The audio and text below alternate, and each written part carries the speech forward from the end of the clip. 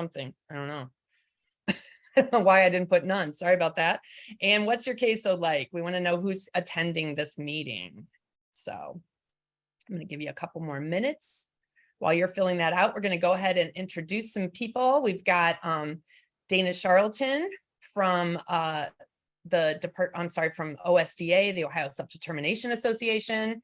Thank you for joining us, Dana. We've also got Kathy Brunton from Summit County Board of DD. She's doing a nice little parade wave. I can't wait to see Kevin's parade wave. Kevin Evans from Hamilton County. Come on. Come on. There you go. You look good, Kevin. Thank you. And Amanda Rollinson from the department, the waiver TA group. Thank you. And last but not least, Allison Zuhaski from Franklin County. Thanks. Oh, look at you guys all. That's so good. All right, great. Okay. Enough fun for one day. All right. We are up to 75% people answering. So I'm going to go ahead and end that poll and share the results so that you all can see who's in the room with you. So you can see we have about 75% SSAs, 16%. Yeah, sorry about that. I kind of messed up that you don't have an other on those. So, and what waivers? I like this look. Look, we got 87% of people have level 1 waivers they work with and IO waivers both. So that's nice. We're getting a lot of new people. I love that. That's why we're having this training. Those of you who have been working with self waivers, thanks for being here. Thanks for all you've done over the past 9 years. It hasn't been easy, but we're glad that you're still here. Thank you. And a few of you really don't work with waivers, which is absolutely fine too. That could be because you're a supervisor, or it could just be because you're lucky. Either way is fine.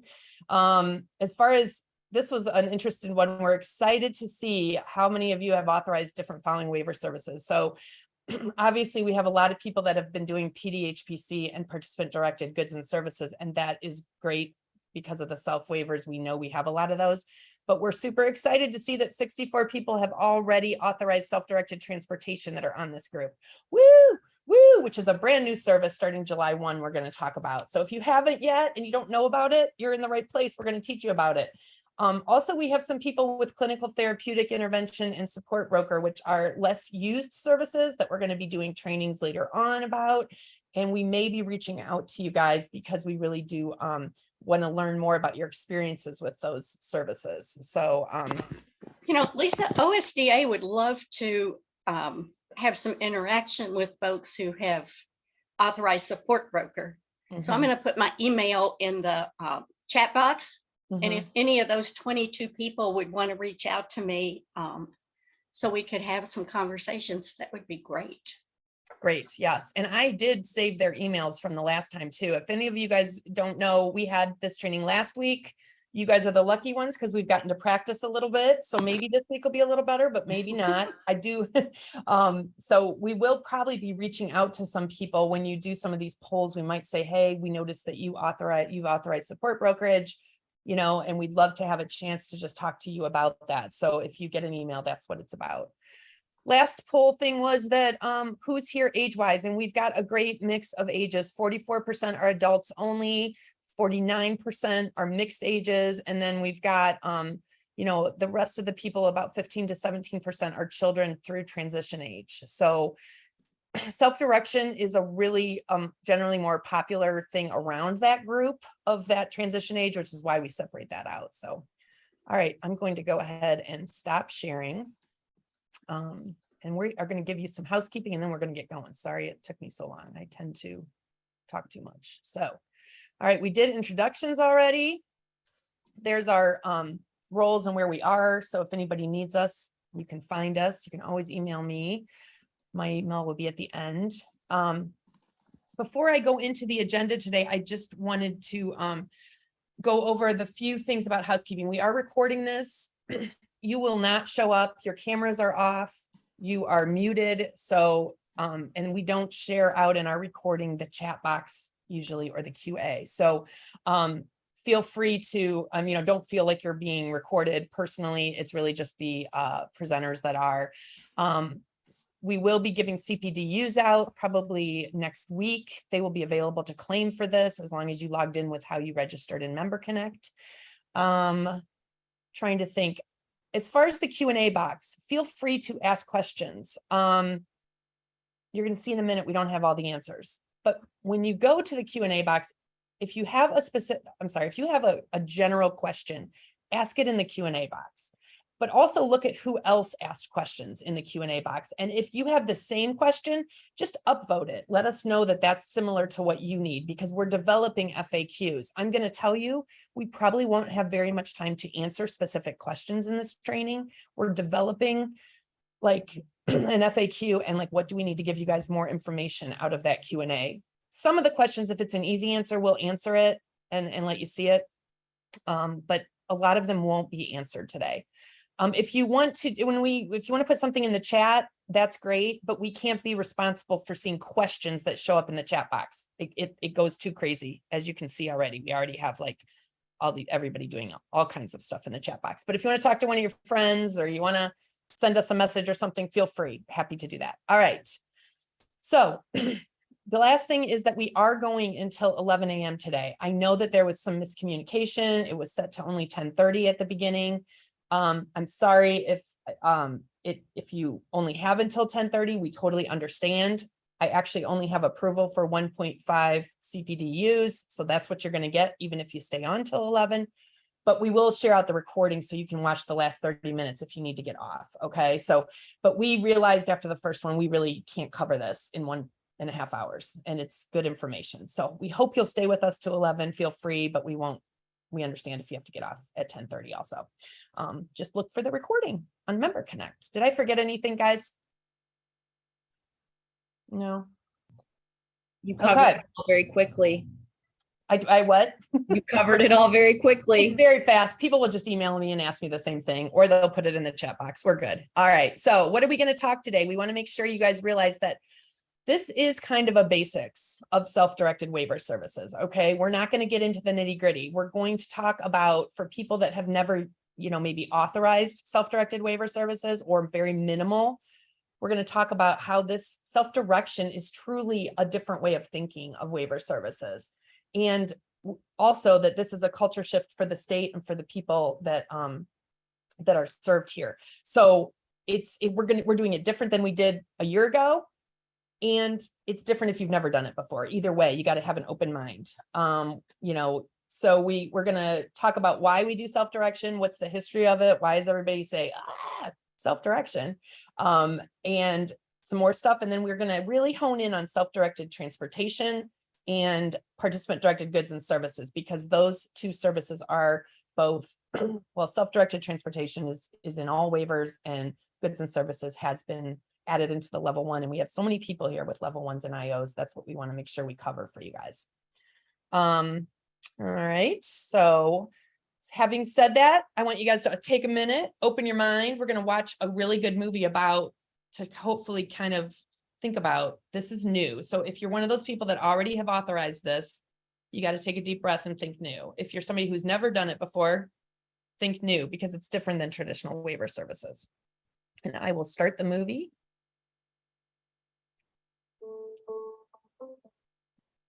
Jack Welch once said, "Change before you have to." How true that is.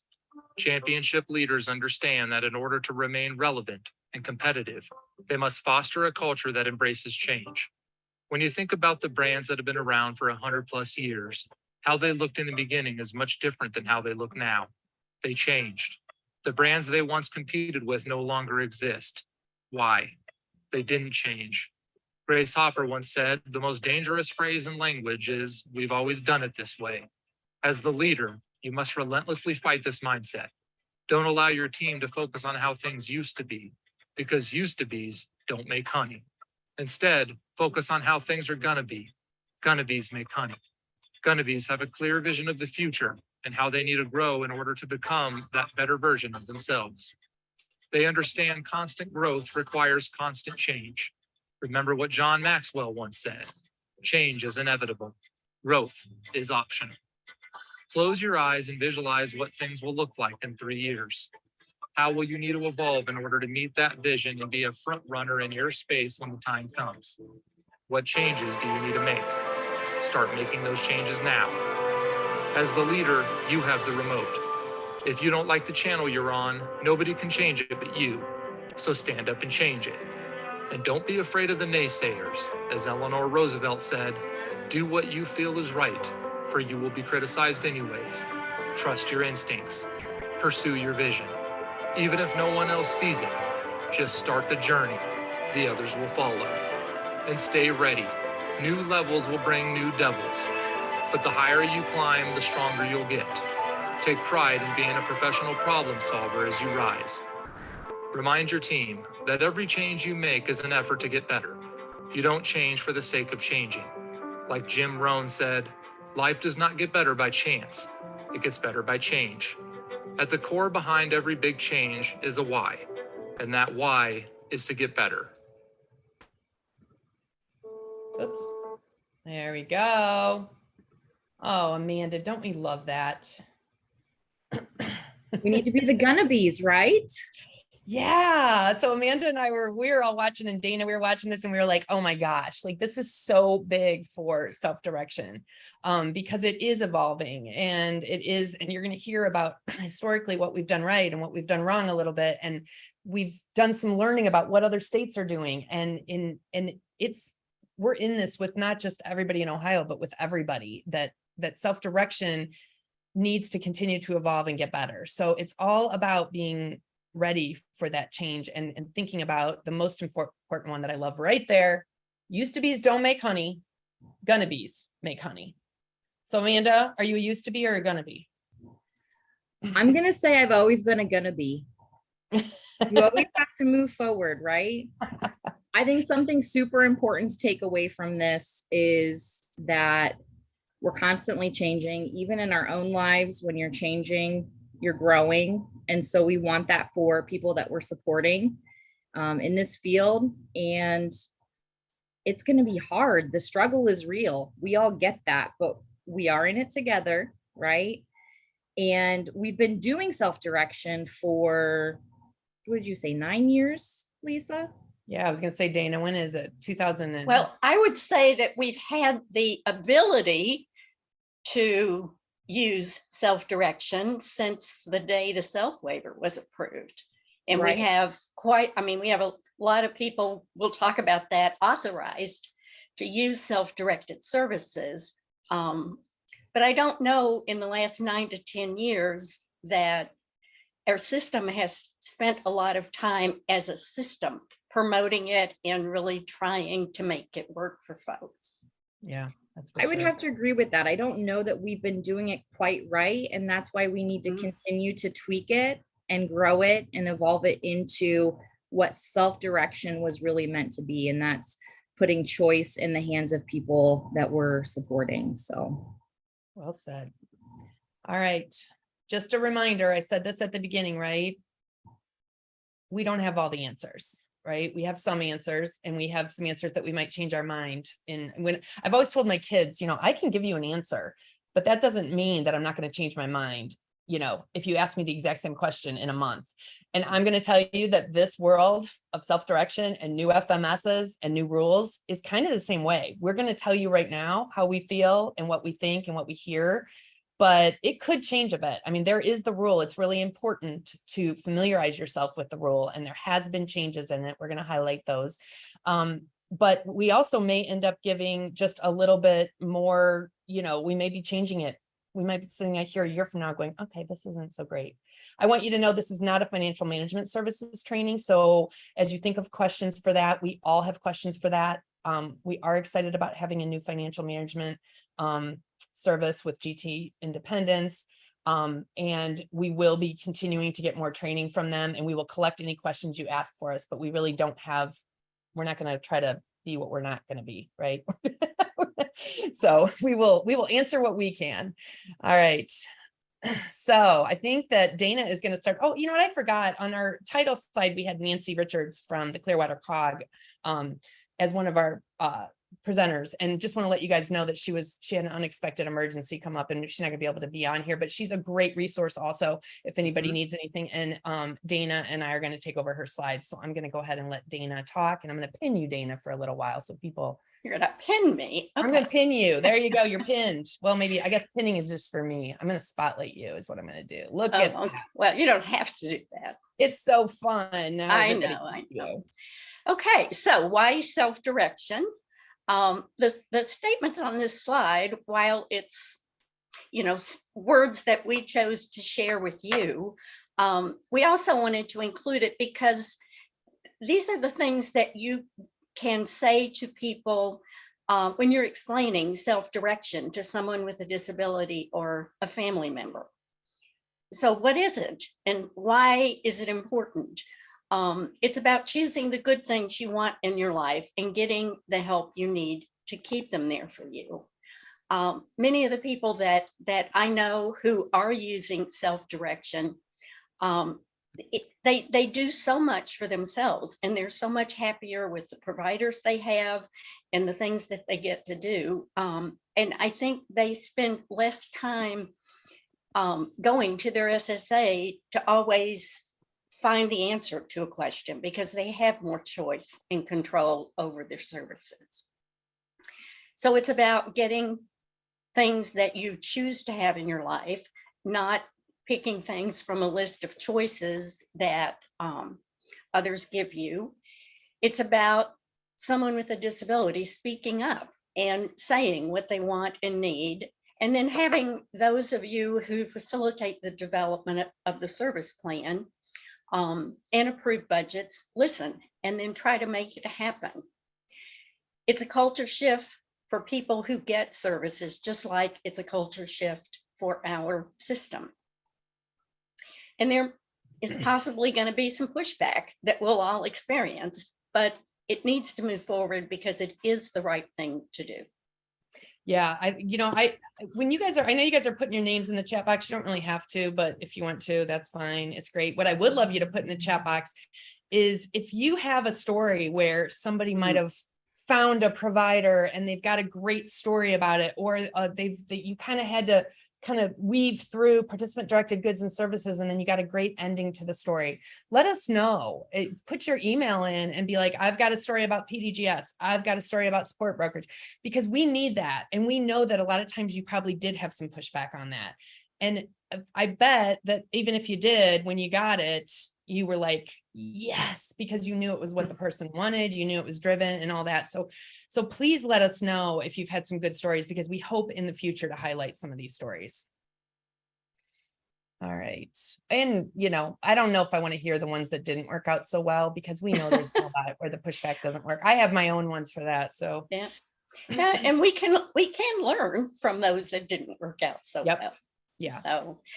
So what do we know about self-direction in Ohio? As Amanda mentioned earlier, it has been around for about 10 years. And the SELF Waiver has had these 4 services all of that time. The participant directed homemaker personal care, including on-site on-call, the clinical therapeutic intervention, PDGS, and support brokerage. What's different now is that level 1 and IO have self-directed services. IO had participant-directed personal care added, as did level 1 several years ago. I think it was in 2018. And now we have participant-directed goods and services, which has only been in SELF, is now in the level 1 waiver, although it's a little bit different. It has a $2,500 annual limit. And a 5th service, self-directed transportation, has been added to all 3 of the waivers. Yeah, somehow I changed that number. It's supposed to say 5 there, isn't it? Sorry about that, Dana. What number? Don't worry, just my PowerPoint. It's all good. Yeah, I'm excited. Self-directed transportation had, I want to thank the department. I mean, they took this idea from a work group and said, when Director Davis was there, and said, we need to have another option for transportation. And it was really because of the success of the SELF waiver and participant directed goods and services that we realized there was a lot of people using that self-directed transportation type idea out of participant directed goods and services. It was a hugely authorized PDGS. So that helped us say, wait a minute, we can do this, and we can do this in all the waivers. And so that was super exciting to work on during the pandemic and get it going. So I am really excited that we streamlined that. And I'm really excited that you guys said there's another, 60 some people or that got authorized that this month. And I think on our last meeting, we had 50 some people too. So maybe we have over 100 authorizations for self-directed transportation, and we want that to keep moving. So, all right, we will keep moving. So what does self-direction mean in Ohio? Choosing self-directed services means choosing to take more responsibility for your services if you're someone enrolled on the waiver. And you start by choosing budget authority or employer authority or both when those two are available in a specific service. And we'll talk more about which services have which. The budget authority gives a person more choices about how their funds are used and how much you pay for services. Employer authority allows you to have more control over your providers, and both come with a lot more responsibility for the person enrolled on the waiver. And I think, Lisa, we're going to take a look at the department's video about budget authority. Yeah, I was going to say, why don't we cover, like, just so you know, we put links right in the PowerPoint to both the budget authority, which we're going to show you in a minute, and the employer authority video that the department and the work group put together, which was done really well.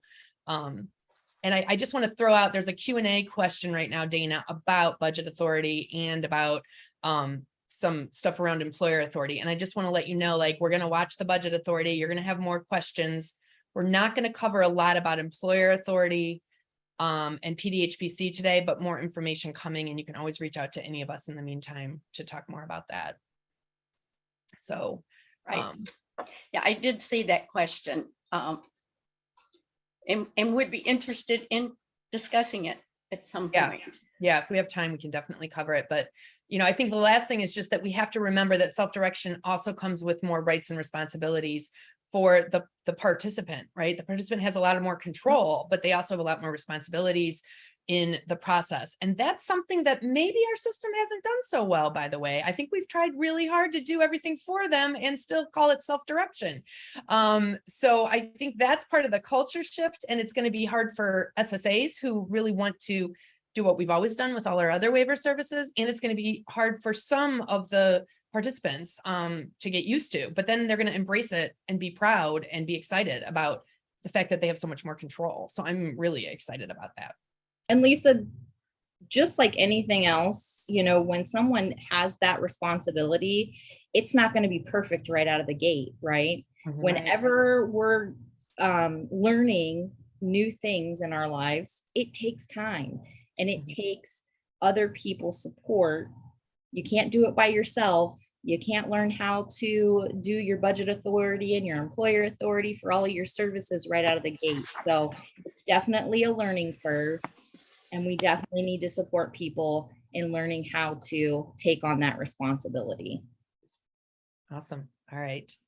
I'm going to go ahead and we're going to watch this budget authority tape. Now, these tapes, like we said, are available and the links are there. And like I said, if we have time, we can always watch the end of the PDHPC one, but you guys can view these anytime you want. So we'll go ahead and get it started. Taking a minute to buffer. This training video. This training is designed to provide information about budget authority and how it is part of some waiver services. In this training, we'll learn about budget authority and what it means in self-directed services. When a waiver service has budget authority, it means that a participant has choice and control over what they purchase with their budget and how much they pay for a service. This means participants can decide their workers' rate of pay for each service that includes budget authority. The rate of pay agreed upon by the participant and worker must be within DoDD guidelines for that service. Participants can also purchase participant-directed goods and services. Since participant-directed goods and services has budget authority, the participant has flexibility over what to pay for a good or service. The purchased good or service does not have to be the least costly option. So what services have budget authority? In the level 1 waiver, the participant-directed homemaker personal care, participant-directed goods and services, self-directed transportation, and clinical therapeutic intervention all have budget authority. In the SELF Waiver, clinical therapeutic intervention, participant-directed homemaker and personal care, participant-directed goods and services, and self-directed transportation all have budget authority, as well as support brokerage. And in the individual options waiver, participant-directed homemaker personal care and self-directed transportation have budget authority.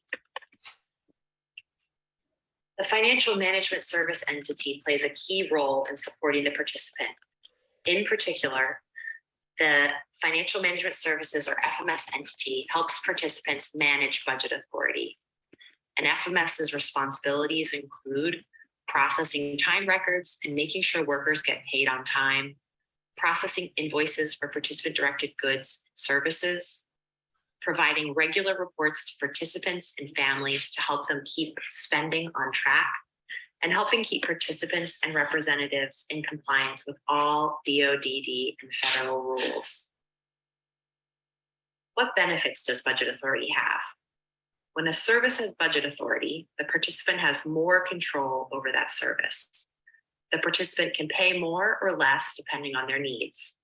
By paying more for a service, it may be easier to find a worker who is willing to provide the service. At the same time, paying more can mean the participant does not get as many hours of service. Some workers may be willing to accept a lower rate of pay. This makes it possible for participants to get more hours of service or to pay their other workers more. Budget authority also makes it possible for participants to pay their staff more over time if they want to. This can be used to reward high quality and experienced staff. To wrap up, budget authority lets the participant decide the balance between hours of service and rate of pay that works best for them. Purchasing participant-directed goods and services can help address remaining needs that have not been met by a participant's other waiver services. If you're a participant or a family member who has more questions about what budget authority can do for you, you can talk to your SSA. A support broker can also help you make decisions about how services with budget authority can support your needs and goals. And the FMS will make sure your spending plan is allowable within waiver rules. Thank you for watching today's video. We hope it was helpful to. All right.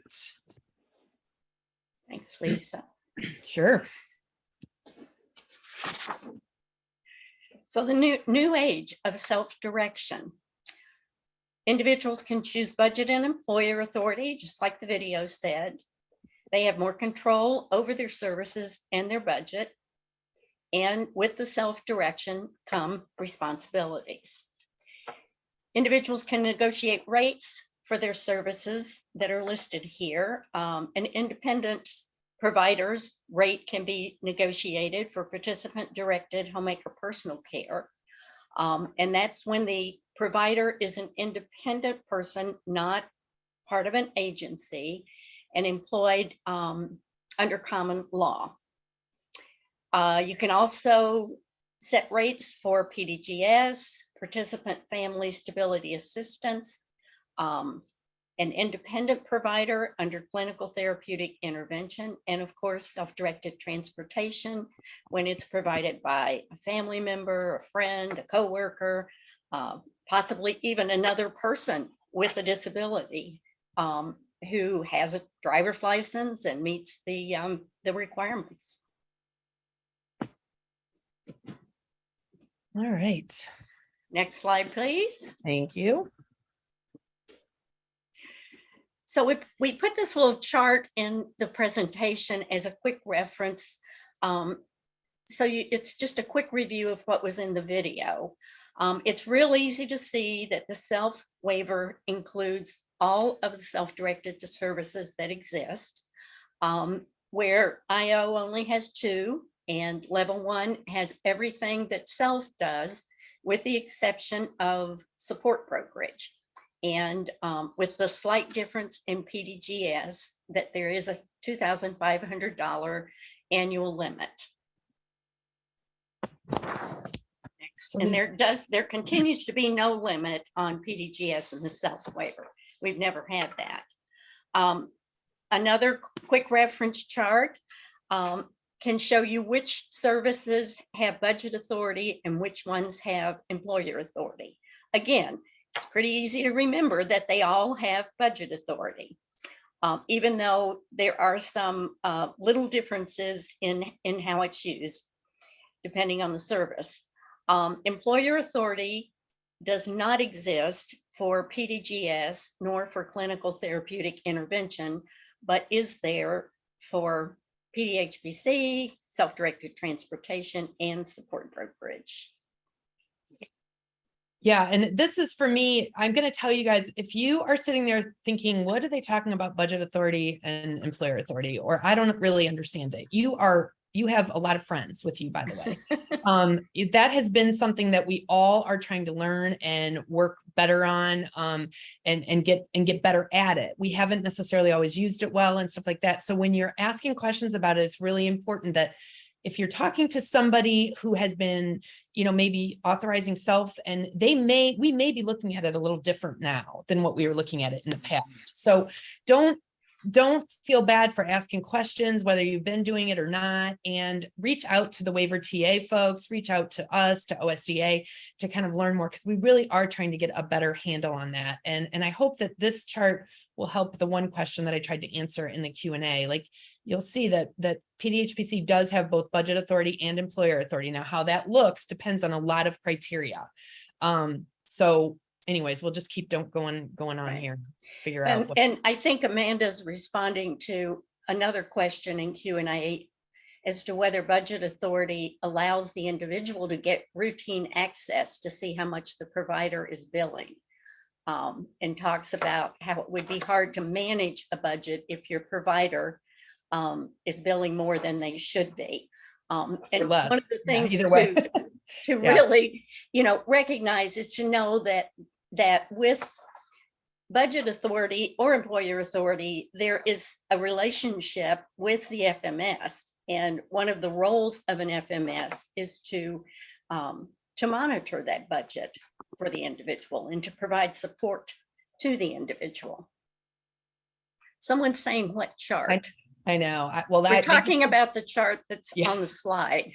Yeah, I just, that was me that said what chart. I'm like, hopefully you can see our slides. I know we can see the slides, so we think we're all good.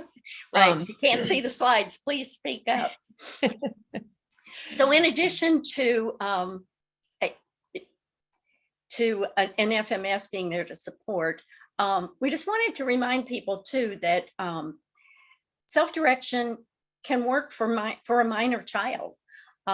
The child obviously isn't going to be making a lot of decisions and choices, but their parent or their guardian might choose self-direction and do that for them. And again, the FMS helps. And if the person is enrolled on the SELF waiver, choosing to include a support broker as part of your waiver services can be of great assistance in self-direction. So if you're an adult, the person may self-direct themselves. They also have the ability to designate like a family member, a friend, or someone else to do it for them or to do it with them. And again, the support broker is there if the person is enrolled on the SELF waiver. This is a question we keep getting, and I'm just going to reiterate what Dana said. So lots of children that are still in school under the age of 18 that have a parent are still self-directing. They're self-directing just through their families, and that is absolutely okay. So we get that question a lot. I think we're being a little too literal. Self means self in an adult world. Self means family member, guardian in a kid's world. And that we do need to just kind of clarify that. So I just want to be really careful that, I just want to be really clear about that. All right.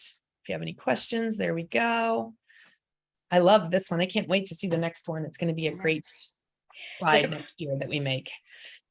Yeah, the department was really helpful to us in back in June. We asked if we could get a report of who in Ohio is authorized to receive all the different services that are available. And so we kind of created this as a baseline. And as Lisa said, I think we're going to get it updated again, maybe the end of October, and try to get an update about every quarter so we can see how self-direction is growing and how many more people are using it. The self waiver, obviously, we looked at 3 years because of COVID. We just kind of wanted to go back to 2019 and 2020, plus the fact that those are 2 years where we know all provider claims are actually in. So we know for sure that these are hard and fast numbers. So the grand total for 19 was 1,724 people, and the majority of those obviously are on the self waiver. In IO and level 1, the numbers were much, much lower, and the only service was participant directed homemaker personal care. In 2021, we will probably see higher numbers with the next report because providers are still billing and can bill for services delivered in 2021 through the end of this year. Then we will add 2022 and keep going for there. Yeah, I love this slide because I love that I will be checking it out, but I guess I just want to, we need to know that PDHPC has been around in the IO and the level 1 for quite a while. And there's a lot of reasons that it hasn't been utilized very well. And we know that we still have work to do on that. I want to let you know the work group that got together did have some recommendations about making PDHPC better. And the department was on board with all of that. We did not make any significant changes in this July 1 rule because we were taking on a lot, by the way, with self-directed transportation and adding PDGS. So that is the next goal, and you'll hear about that. And that's why we aren't covering PDHPC today, because we still are trying to figure it out. And we know that there's a lot of reasons that make it messed up and people aren't utilizing it to the best that we can. So just know that. And I don't know that the numbers in the IO and level 1 will change a whole lot between now and then. But hopefully we'll be seeing a lot more PDGS and self-directed transportation being used. All right. Oh, there we go. I transitioned from here. Yeah, what's next for self-directed waiver services in Ohio? We hope to see increased authorizations and the understanding of self-directed services and how it works will be spread among more and more SSAs across the state. We want to see more people served and their families gain greater understanding of what it means. Definitely want fewer audit findings. We want more streamlined processes. We do want people and their families to have greater control in their lives and over their waiver services. And we definitely want a simpler participant-directed homemaker personal care process in order to address some of the issues around the workforce crisis. Lisa and Amanda, I think you were going to add some information here. Yeah, I was just going to add that when our group studied what's going on across the United States, that PDHPC is really what other states use primarily in self-direction. It's a very popular thing, not only in the DD field, but also in the aging and in the aging group. So we know we're missing out on some actual ability for more providers in the PDHPC world. And that's one of the reasons why we really do want to look at it. And then the only other thing I wanted to add was that the part about the audit findings, for those of you that have been on the self waiver, you might have been getting a lot of pushback locally from your county or from the state about being careful, that we don't want to get in trouble. We don't want an audit finding about something. And that's a real concern. And just to let you know that the work group that helped with the new rule and the work group that's moving forward does have the department auditors on on the work group. We're in communications constantly. We're really advocating that we all work on this together, and we look at really making sure that as we move forward, that their focus is different, just like the rule has changed. And today we're going to give you some really specific things that you need to think about in authorizing these services in order to not have audit findings. That's the main thing that we're trying to do today. Amanda, do you have anything? I really think that we are moving in a direction of assessed need. It has to be an assessed need, right? And it is very much person-centered. So if a specific person has an assessed need and you can provide something through PDGS, as long as you have what you need in your ISP to back up the reason why this person has this need, it's going to make it a lot easier when audits are coming around and when other folks are reviewing. It's all about the information that you put out there and how you and the person and their team are backing up the choices based on what their needs are.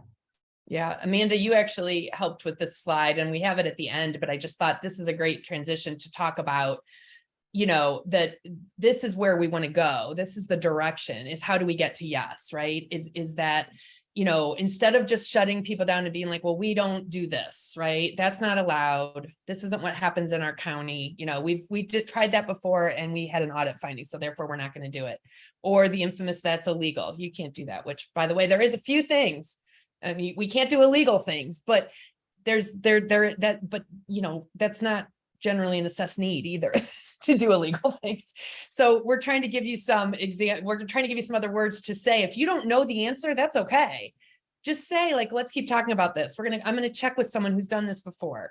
We're going to reach out to the department and see with this new rule, how this works. What are you really looking for with that request? Why do you want to do something illegal, by the way, right? Like, you want to, so what are you looking for out of that? So these are the things. I'm going to bring it up again. And we will definitely, talk about this more. So I love the how do we get to yes. And I think it's important to know that we don't want just the counties to be saying that. We also want the department to be saying that.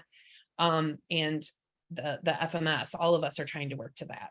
So speaking My of very first week with the state, I came from a county. I was an SSA director for a little while. And the very first week that I came to the Ohio Department of DD, one of my supervisors was talking with me about a request that came in from a county. And the last thing she told me was, how do you get to a yes, Amanda? That's what you have to think about when you're talking through these scenarios with counties. What is it that you need in order to get to the yes? Mm-hmm. Yeah. That's a different mindset than what we're used to, right? I had a jaw drop moment in that meeting. I was like, okay. Yeah. All right. Well, just a reminder that we do have a new FMS, right? We have GT Independence. This is part of the culture shift. They are actually very much in line with the general idea. The department put out the RFP for them, and they chose them based on the fact that they really value customer service. They really value working with individuals and promoting more self-direction.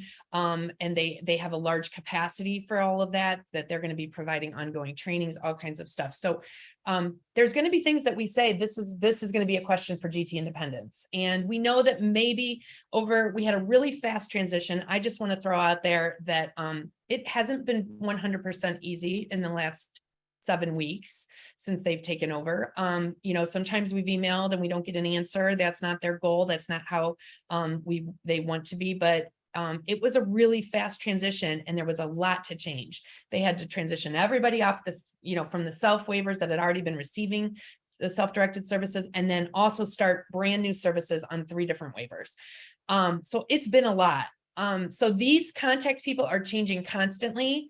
I will say that the customer service at GT Independence has not changed. That has been ongoing, quickest support. They might not have the answer, but they'll at least respond to you, is at customer service at GT Independence, that last one.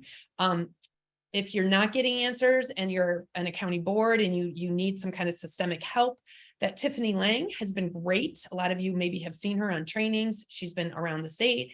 And I want to go ahead and announce that an Ohio native has been assigned as the Director of Relationships in Ohio now. Her name is Sarah Milliman. She's actually in the audience right now. Yay, Sarah. We're very excited. Sarah comes to us from working in a county and also working for provider agency, and is a parent of a person with significant needs.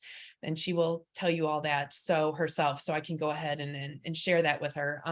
But she will be our new person. She will be making a lot of trips and doing a lot of things. So she will be the go-to person.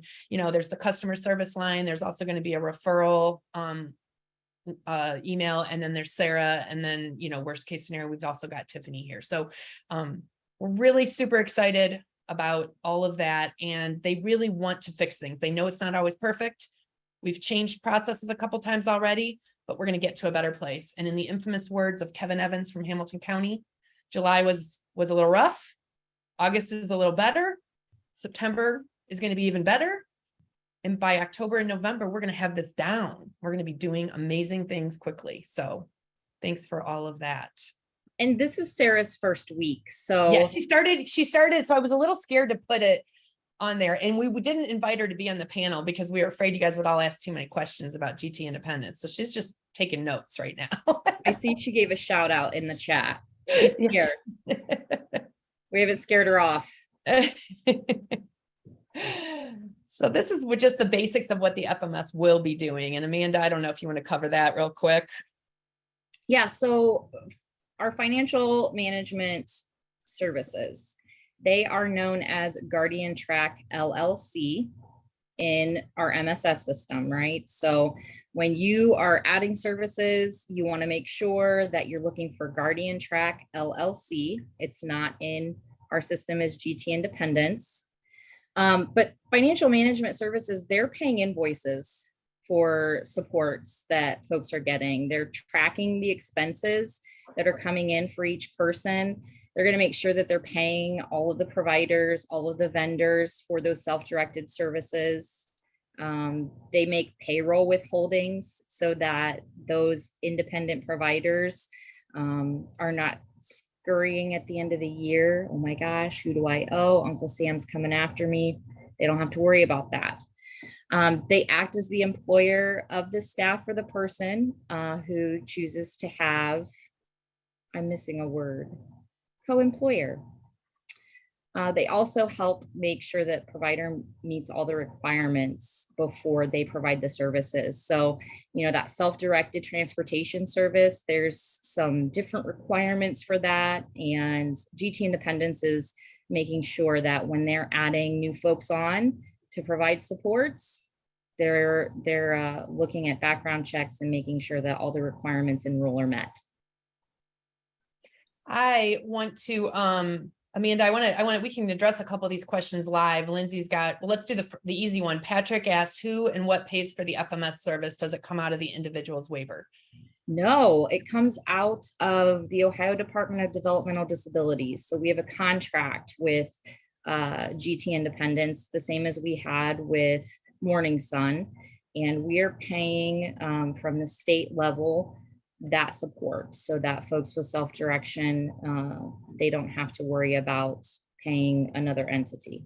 Yes, I love that. Good answer. The other one, and Lindsay Shapiro from Hamilton asked, since the role of the FMS is to monitor budget and provide assistance with the budget for the person, how is the SSA included in this process as the SSA authorizes everything and based off need and medical necessity? I'm going to give my quick answer. It needs to be a close collaboration, right? Like, and the good thing about GT Independence is that they have this portal that once everything gets rolling and we're all in there and we're doing things, the SSA is going to have the ability to view everything right along, just like we mentioned earlier, that the family, the individual can get in there and see how the billing's going. The SSA is also going to be able to see that and question it. And, you know, we have been talking to the FMS. It needs to be really clear, and I know it sounds obvious, but sometimes the clear answer is the FMS is not going to pay for anything that is not authorized by the SSA, right? So even though we talk about a lot of that and moving hours around and picking vendors might be different and all those kind of things for PDGS, the bottom line is everything that they're doing has to be authorized and in this, what is it, Amanda, CPT, MSS stuff, right?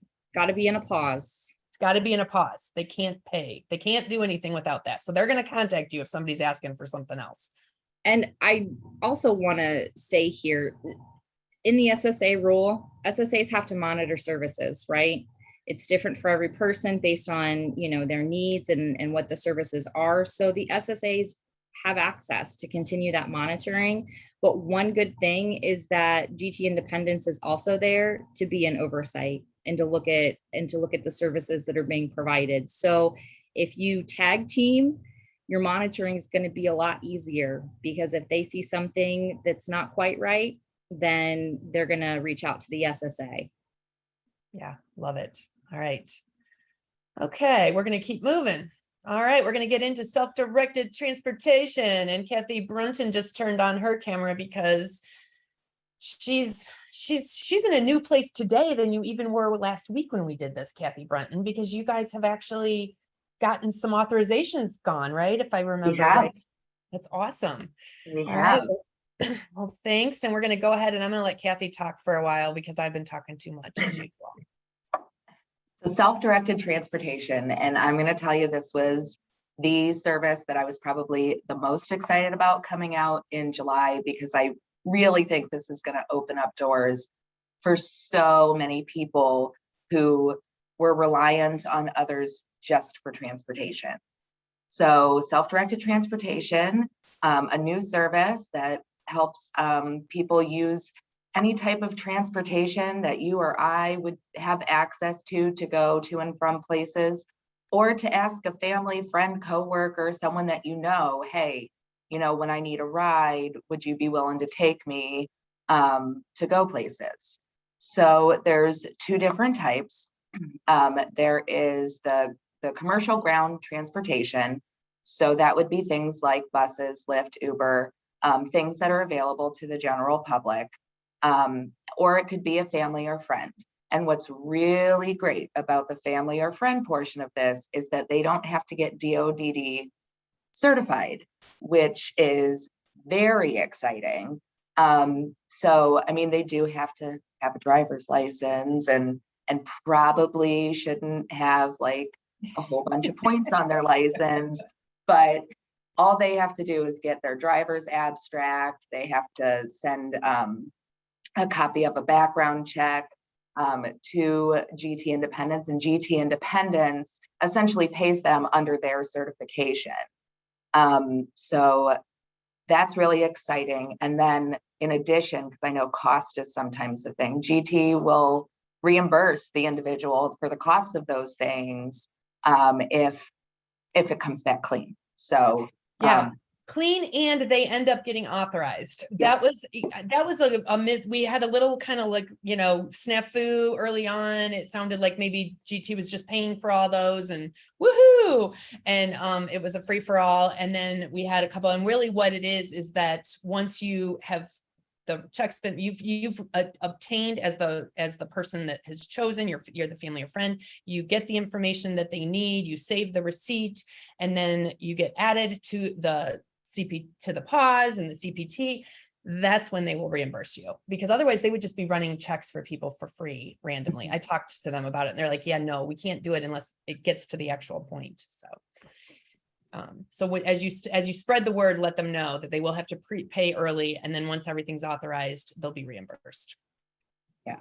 All right.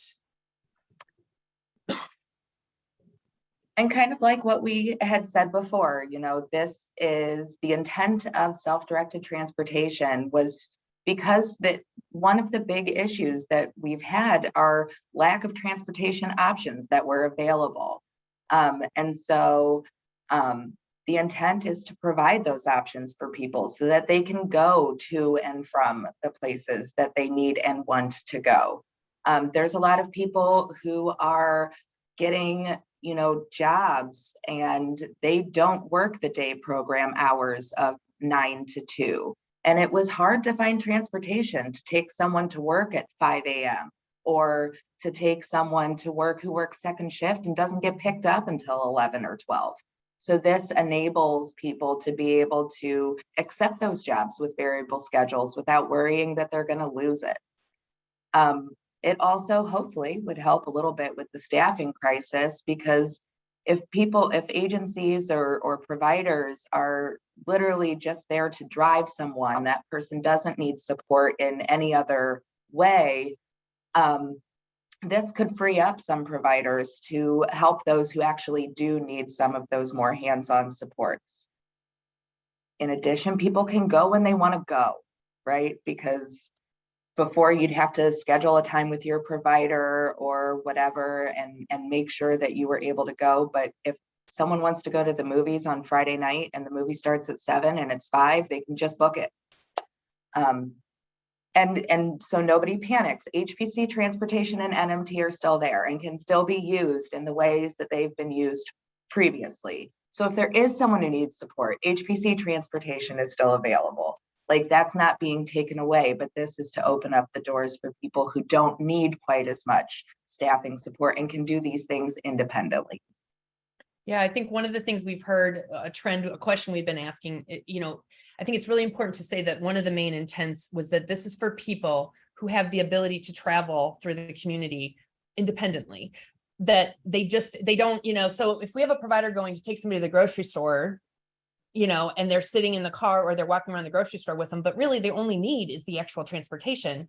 Okay, we don't need to pay for staffing hours. That person is totally in a if they're independent. Now, some people need help at the grocery store. Some people don't, right? So you really need to look at, it's not right for every single person to have self-directed transportation. It's for those people. I mean, my son, was using it for Uber, and we were super successful. It wasn't called self-directed transportation there. It was PDGS at the time. But, that was because he was absolutely able to go from point A to point B, as long as I was able to track his moves, by the way. But, and certainly if you have a friend or a family member that would rather just run you to the grocery store, if you can give them some gas money by paying them for the trip, that's a perfect use for this, not having to go through an HPC provider for that. So, all right, we're going to keep going. If I can change it. This was actually shared back out. These were just questions. If you're talking to folks you work with, people you work with, and you're trying to figure out, is this somebody that would be appropriate to use self-directed? This is the questions that you might ask. And we shared this out in the SSA today a while ago, but it's just another resource, right? So we're not going to go through all of them. But again, do you want to go places in the community without staff? Do you want to go with friends? You just want to go on your own? That's a good person to talk to about this, right? And where are they going? Are you safe when you're out? If you're not, you might need some more assistance than what that would provide you. I'm not going to go through all of them, but we'll just kind of keep moving. Kathy, anything on that slide? No, this is just another way to kind of help determine if the individual is, appropriate for self-directed transportation, or if they do need those supports. Yep. Okay, so this is just an example of how self-directed transportation might look in an ISP. And I recognize that right now, some people are in the OISP, some people still have their ISP that they've been working through, some people are in the middle of transition. So we chose the OISP just to give the idea. The content is there. It doesn't have to look exactly like this, but this just shows how in a plan you can demonstrate the need for self-directed transportation. So you can see in this example, Morgan is in a book club, and it talks about like where they meet and how far away that is, how she gets to different places, all of the routine places she likes to go to, and some of the things she'd like to do occasionally. And so with all of that, the team had a discussion, and Morgan said that she thought an Uber card could meet her needs. And so she wants to try it for a few months and let her team know how it goes.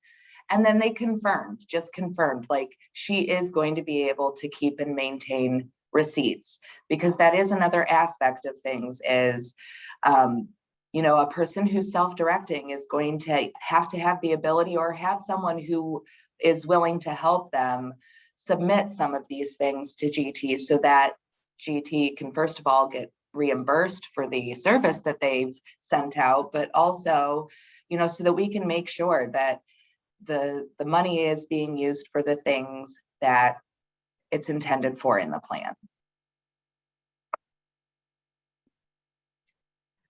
All right, we're getting some good questions that I'm like trying to figure out if I should answer them or if we should wait. Allison put her hand up. I think that was an accident. You can talk anytime you want, Allison. So one of the questions was, how does this service look for minors? I think that again, we need to think about that this is a service that is intended for people that are independent travelers. That's important. So depending on the age of the minor, that would be up for discussion and a team level discussion. Amanda, do you have anything to say to that, or do you want to table that question? I feel like that's come up a couple times. There's been a lot of conversation around like, what is the responsibility of the parent versus when would self-directed transportation be appropriate? And so I don't have specific examples at this point, because a lot of times it's falling back on the responsibility of the parent. If a kiddo needs to get to soccer practice, like as the parent, if I can't get my kid there, I'm going to be calling Gigi or Auntie, so we're having conversation and communication around it. But if there are specific scenarios that you feel you would want to talk more in depth about, you can always contact Lisa or the waiver policy TA, which that email is going to be at the end. So you can have a conversation around what specific scenario you have. Yeah, I would proceed with caution. It's a really sticky place. that wouldn't be my first case to bring on, right? Like I would practice it with somebody. Obviously there is times when somebody, a typical child might have a driver's license or something, and they're 17, 18 years old. And that might be the one that you're like, oh, and they have a job and they're not going to be able to get a job. Like there's some good examples, but that's a pretty specific scenario. And I really think we can't make a blanket thing to say never, but we also that wouldn't be the norm is what that's my OACB Lisa Combs as a parent answer for you right now today. At that the transition age, right? That is the most perfect time to gain independence and really support in finding the first job, getting involved in community activities and things of that nature. So I think it really is case by case. All right. I'm going to not distract us. I'll wait till we get Lisa, to the self-directed. I think the question that Lindsay asked about can self-directed transportation cross into other counties is worth a verbal out loud response. Yeah, let's wait till the end so we don't lose our rhythm of the end of self-directed transportation. And I'm going to go. Let's just not forget to come back to it. Yep. Stop me, Kathy. So anyways, I want to go back to this, that it's super important that the assessed need for the transportation is identified somewhere in your current ISP. That's where we were going. So this is just an example of what it might look like under one area.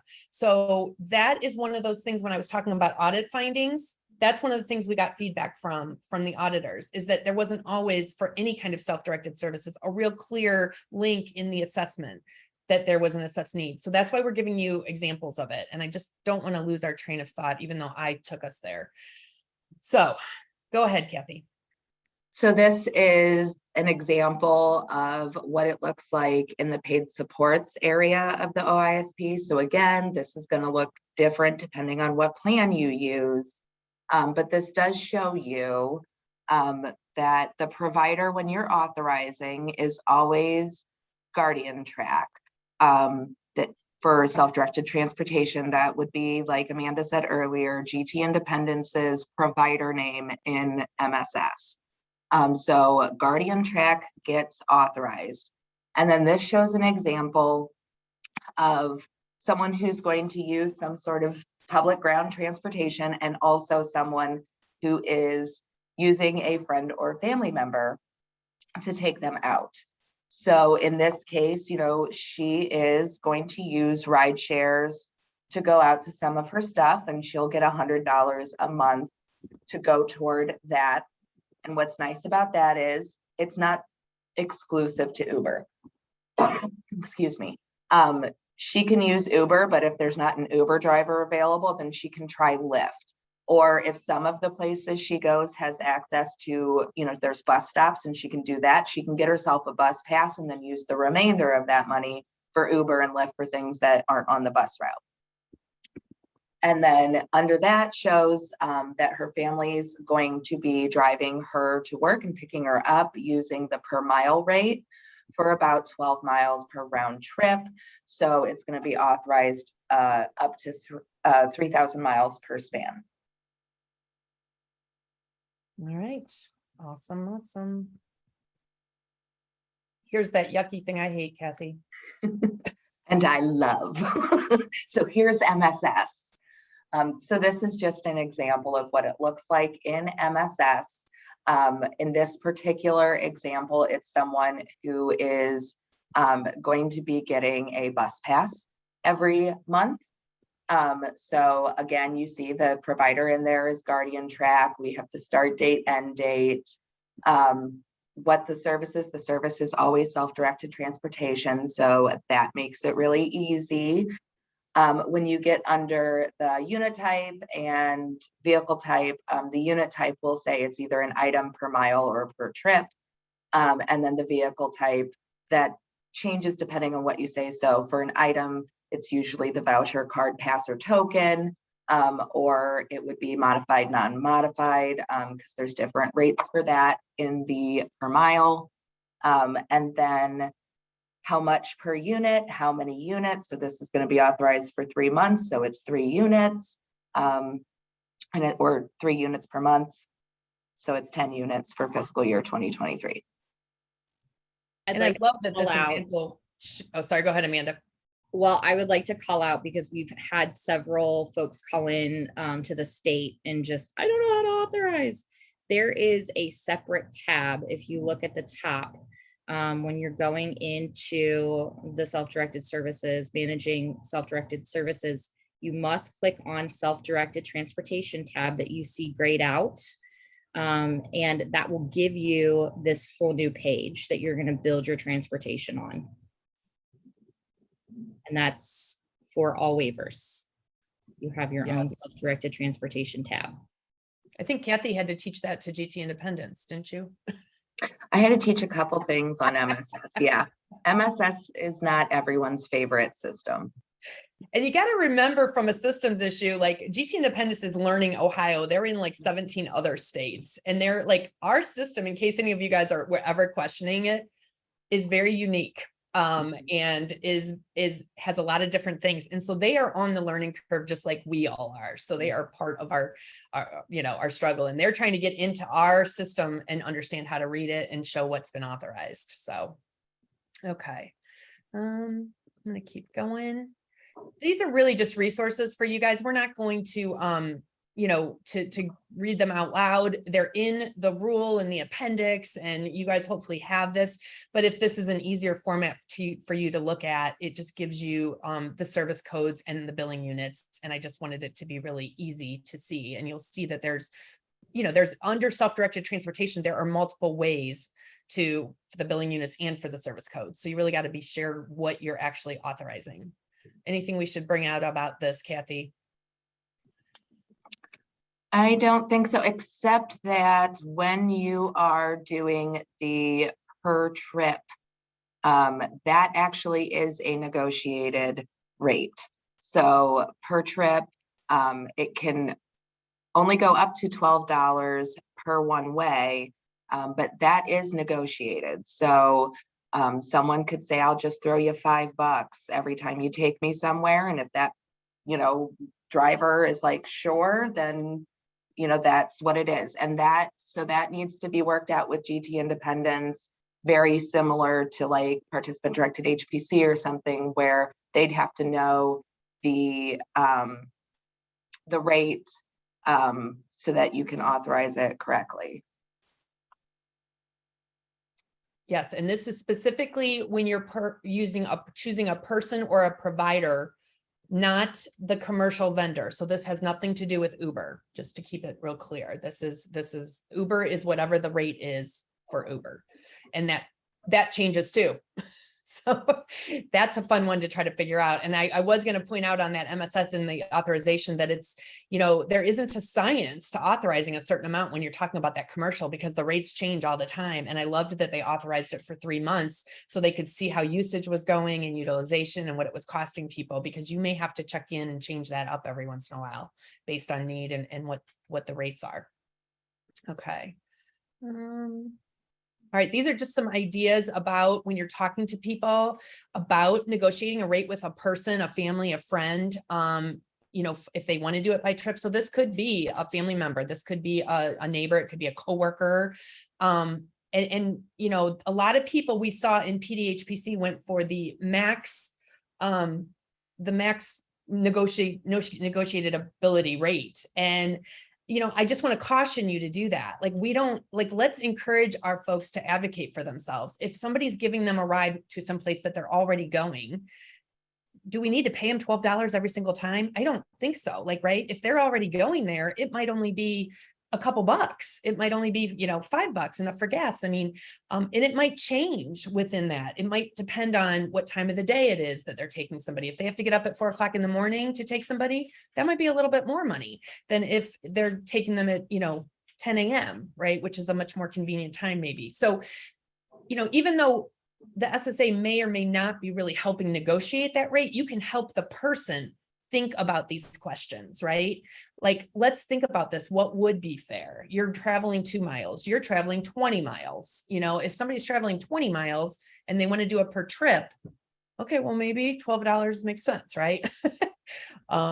So we just gave you some questions to ask, and also the importance of reviewing that frequently and how is it going? And maybe that it's changing. Gas prices are up, gas prices are down, all that kind of stuff.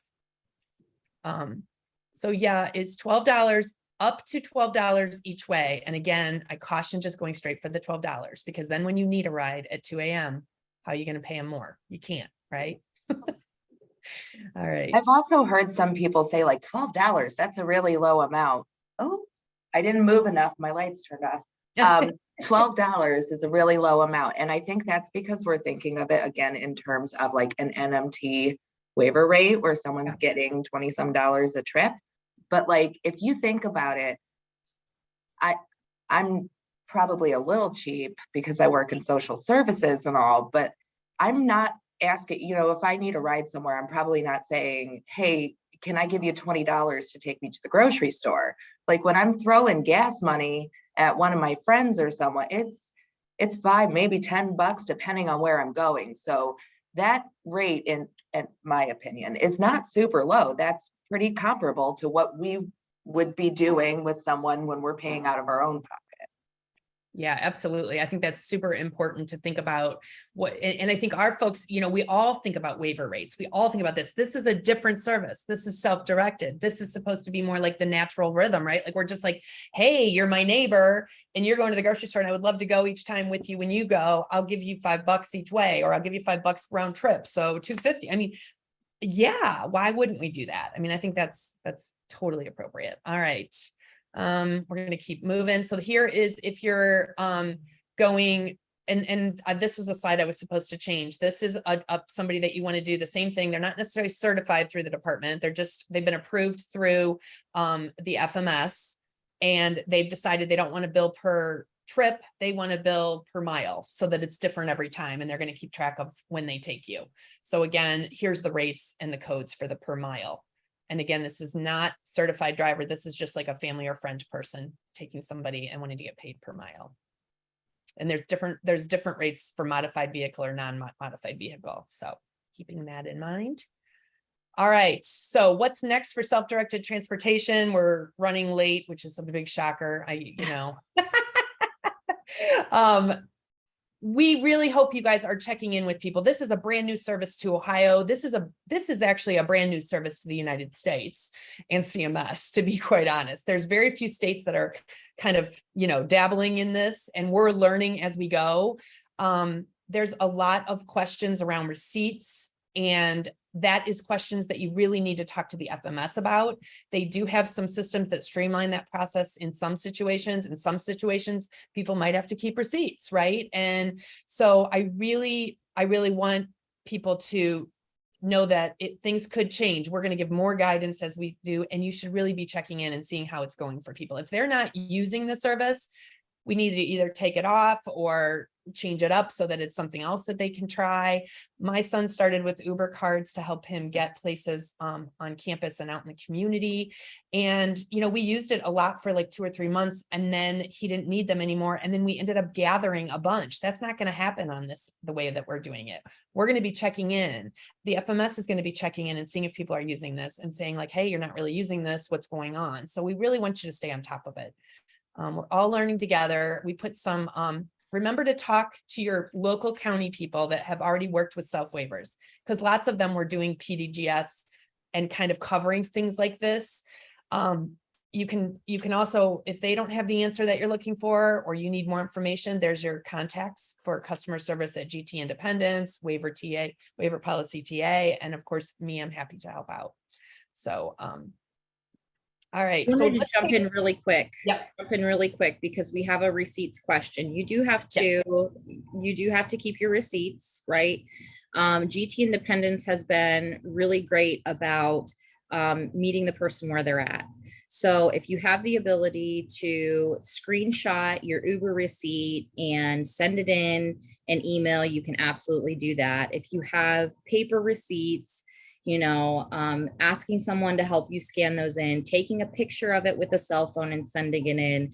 There's lots of different ways. So please reach out to GT Independence. If you have questions, or if there's a person that you're supporting that has questions about those receipts, we want to make this a successful experience for as many people as possible. And we don't want receipts to be in the way of their success. So definitely have those conversations. In the beginning, we were talking about those receipts being sent in monthly. If it's something that someone can't hold on to for a month, they can absolutely screenshot it and send it right away. If they need help with that, if they have a friend, a family member, or a really great relationship with their SSA, and they're like, hey, can you show me how to do this one time so that I'm aware? It's a very easy process that they are going to work with each person and meet them where they are at. Awesome. A couple of these questions we're going to table. I do want to go to the one that Lindsay had asked about. Well, first, an easy answer for Kyle.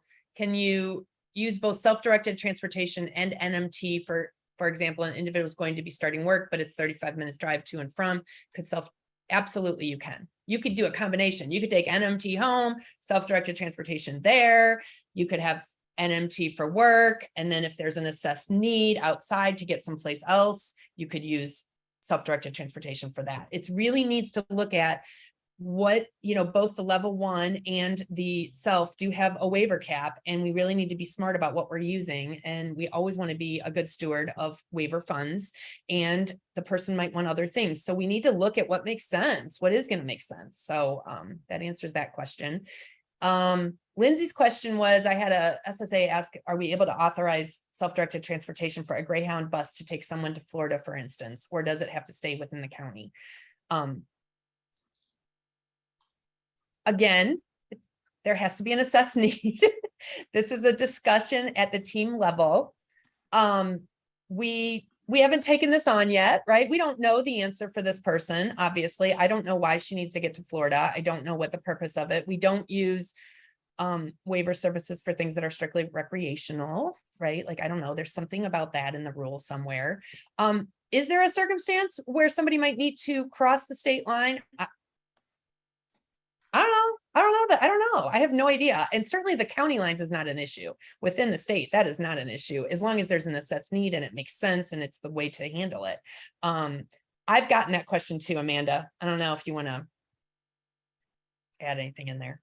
Or if you just want to be quiet and say, I mean, it's ultimately, we keep going back to that assessed need, and county to county, absolutely. I mean, I live in a very rural county, so people are leaving this county to go to work every single day. Yeah. And if they're going to a synergy, if they're going to some sort of self-advocates group, if they're going to whatever they want to go to, not all of it is within the confines of your own home county. So please, by all means, this self-directed transportation can be used everywhere. As far as going to Florida, you're right. It would have to be, what's the need? Is it purely recreational? What are we looking at here? And it's going to be that team discussion, right? Like you gotta have that conversation with the team to determine what the assessed need is. The end.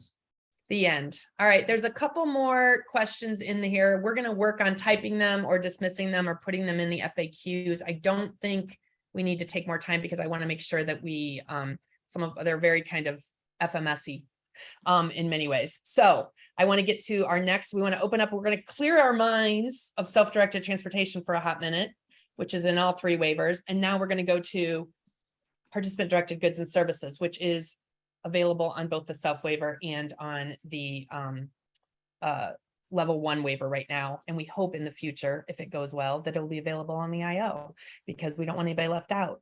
But it's really important to think about this when you're thinking about all those level 1 waivers that you all just talked about, right?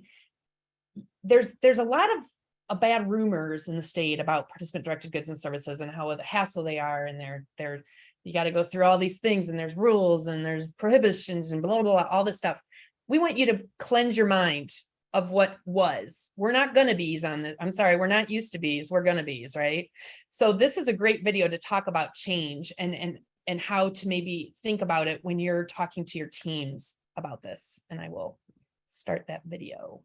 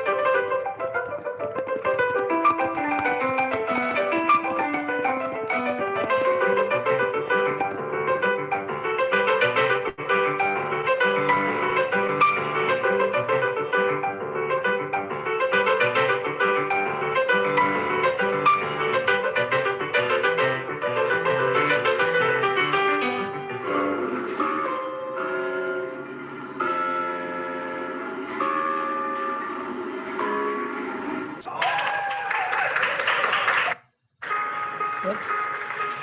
It always wants to keep playing. So yeah, so when you think about participant direction and it's got some new rules, it's got some new stuff, let's bring it to the team with some fun, right? Let's not come and go like, okay, so, you know, when somebody says, what's this participant directed goods and services? If you say, oh my God, I have no idea. It's such a hassle. It's been a nightmare from the day it started. Okay, we're not going to get anywhere with that attitude, right? We got to be like, that's a great question. Let's talk about it. What kind of things that are not covered by waiver services would make your life better? What kind of things do you have an assessed need for that would really help you move forward in your life for more community? And we're going to talk about those areas, all that kind of stuff. Let's talk about it and let's brainstorm. And it might not be able to be authorized in one meeting, right? Like we might have to go back and check. We might have to do a little legwork. We might have to look at different options, but let's go into it where we'll learn together. Let's learn together on this, and which is why I love that video. So, all right, we're going right to Allison and Kevin, who are going to talk about this.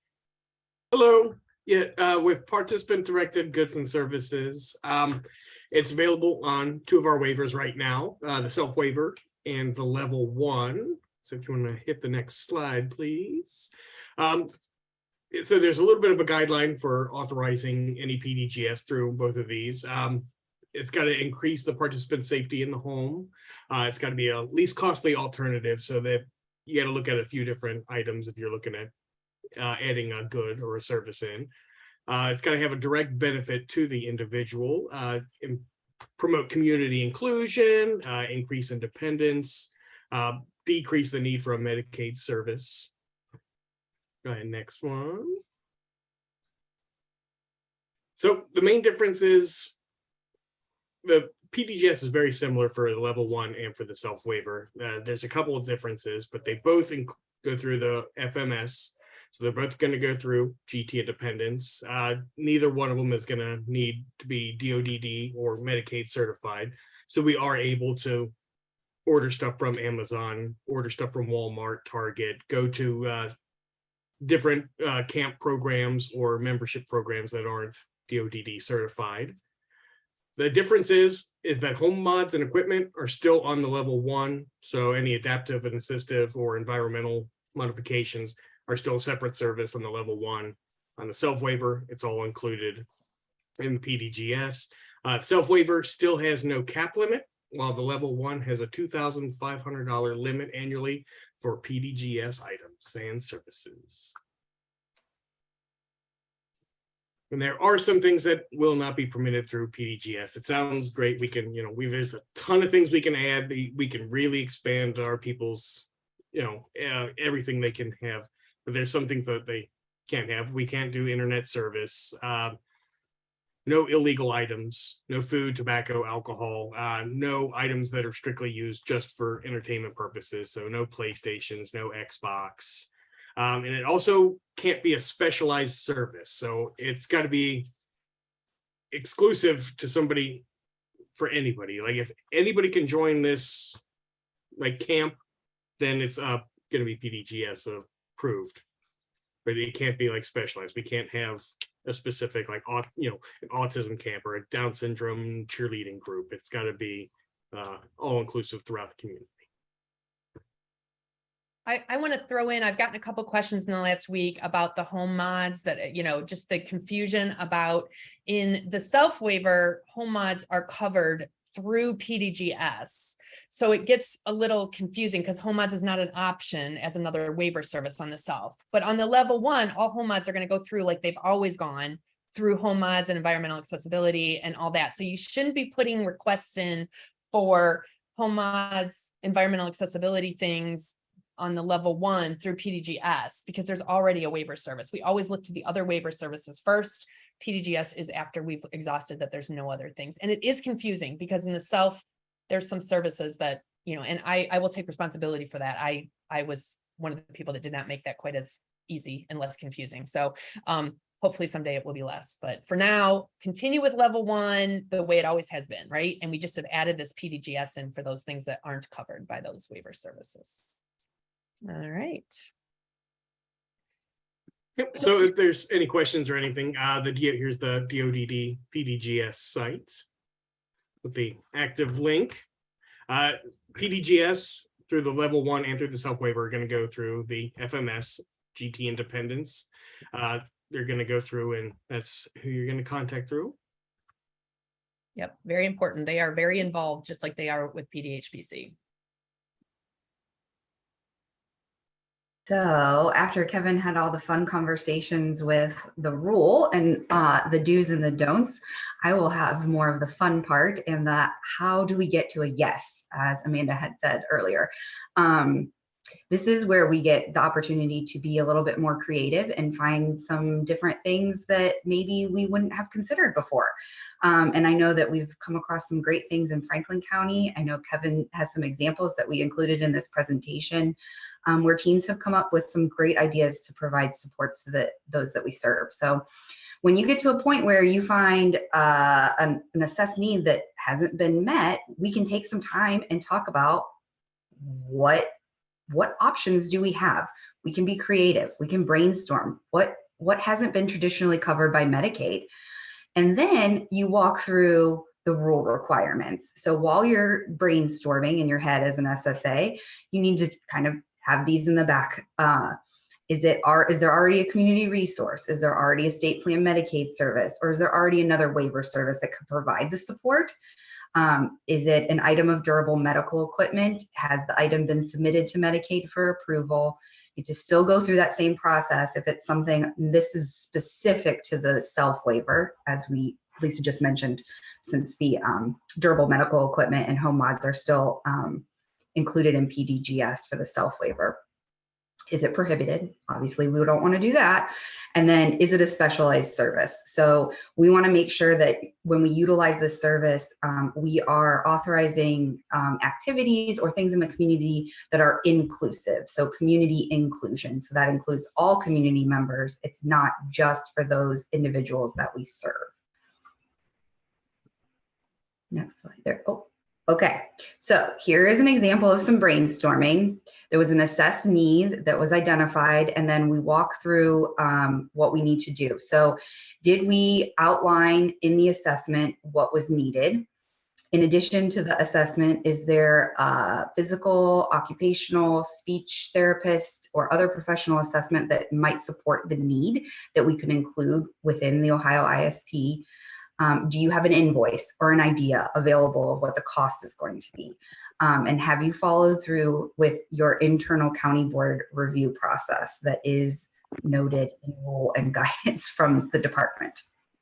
And then if you need to, just remember that you need to issue due process for these types of requests, especially if there is a denial. We want to make sure that we are providing that due process to those individuals and family members.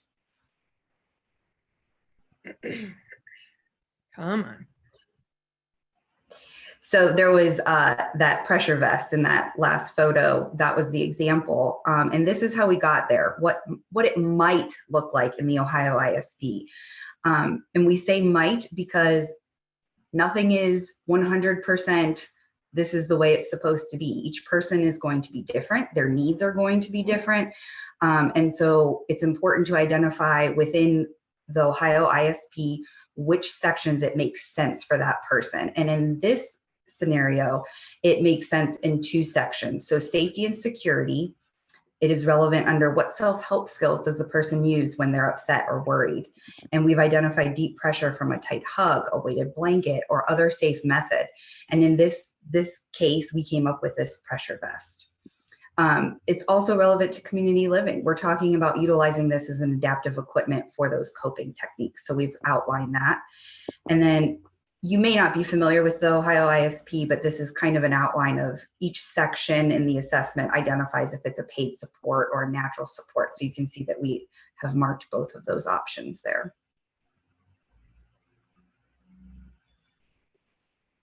And then this is what it looks like in the Ohio ISP under paid supports. Guardian Track is noted as who's responsible for making the purchase, which is GT Independence's business name and how they have their certification in our system. And then each of those things that was sectioned out in the assessment is identified here. I will note that it's not necessary to put in the exact dollar amount because that might change by the time you actually make the purchase. So do the best you can with an option. Maybe an up to statement would make sense.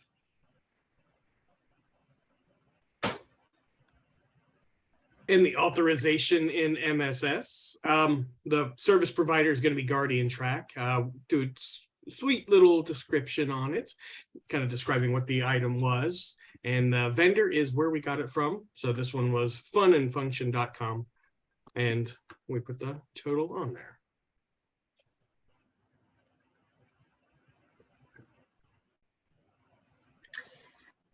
This is Kevin's favorite one. Go ahead, Kevin. Yeah, Kevin, you got time to tell the story on this one. Do it. I was gonna say we had a kid that was really into music, and music was like a really good therapy for him. So we were able to find a Rock 101 camp. Our SSA did a fantastic job of going through and finding this like rock camp. It was able to be covered through the PDGS because it's a full-on community, full community camp little school they had there. So even somebody like me who could join this, so we were able to get our person in there, and they had a great time with it. Yeah, I lost my train of thought there, but yeah, we were able to put it in just because it was not exclusive to people with PD, so we were able to get them in. Yay. Well, let's take a look at the next slide. Maybe that'll help us walk through the assessed need. All right. Right. So what it might look like, we identified it in the social and spirituality section in the Ohio ISP under multiple points within that section. So does the person belong to any clubs? No, Morgan did not, but she was looking to participate. Does the person know how to find new and interesting activities? Maybe, but maybe she needs a little support with that. What about activities does the person like to do? And she's looking to meet new people and participate in things in the community. So you will see, maybe we should have marked natural support, but there's paid support, and this time there's a potential outcome that's associated with this assessment and assessed need for the service. Not every PDGS requires a outcome, and that is a definite change in the rule that there was previous language that said an outcome needed to be associated with it, and many interpreted it as we needed to have a very specific outcome, as opposed to just the concept of getting things done and moving forward with what the individual wants in their life. So in this particular case, in our paid support section, we've outlined that they are going to go to this Rock Camp 101 and the cost associated with it and what that support looks like with Guardian Track and the time. Come on. And then here is an outcome that kind of links everything all together. So what does the person want to accomplish? Morgan would like to meet new people with similar interests like music and dancing. She needs some assistance in finding those activities. So it kind of walks through the steps of what needs to happen, how it should happen, and who's responsible. And one of those steps is attending a camp. At the very bottom, you'll see Morgan will attend a camp, class, or group activity that interests her. So that Rock 101 camp really kind of ties that all together into getting her out into the community and meeting people with similar interests. And again, Allison already said it, but I'm just going to reiterate it because it was a huge issue in the past. Yes, you can have an outcome related to what it is, especially if it makes sense, a PDGS purchase, but you don't have to. As in the vest situation that Allison shared about, it was more of a support that she needed that made her life better ongoing, and there wasn't a specific ISP outcome, but it did meet the still intent of participant directed goods and services. So the auditors should not be asking or questioning if there is not a set ISP outcome related to it, as long as there still is that kind of areas of assessed need in the ISP. And we're not getting audited for a while, by the way. OACB has been advocating with the department to give us a break. Let us get better at this. It's a hot mess right now. So let's just hold off. All right. So these are some notes from experience. Walking through this for the past 10 years has, I think, been an exciting adventure for many of us. And through conversations and working with other counties and SSAs, we've kind of collected some information. So providers of this service do not need to become Medicaid certified, which is why we're able to have such a creative brainstorming option. So we can pick vendors, like Kevin said, Amazon and just other community entities. PDGS vendors do not need to sign the ISP, but I would recommend identifying them on the team page so that you have contact information, especially you as an SSA may have that contact information easily accessible, but another team member that has access to the ISP may need that information, and it would be right there, readily available. Many people ask about what a W-9 is and when do I need one? And this is the responsibility of the FMS. So if anyone is familiar with working with Morning Sun, they would often come back to SSAs and say, well, we need to get a W-9. What about the W-9? And I am very hopeful that working with GT, we will not as SSAs have that responsibility. They will work with the vendors, our community partners, individually and kind of leave those SSAs out of the loop in that conversation. It's a tax form. It's something that we do not need to take part in a conversation with. But it's good to know that one needs to exist for these relationships to occur and authorizations. Specifically to the self waiver, in order for GT to remit payment for any home mods, we need to make sure that they are getting a satisfaction statement from an individual that is served or the family member where the modification took place. They just need verification that the work was completed as stated. And so just a simple email by the SSA or the family member will work just fine. Awesome. This seems silly, but something just to remind you, if you are adding new PDGS in the middle of a span, it's a new service, so you will need a revision to your plan.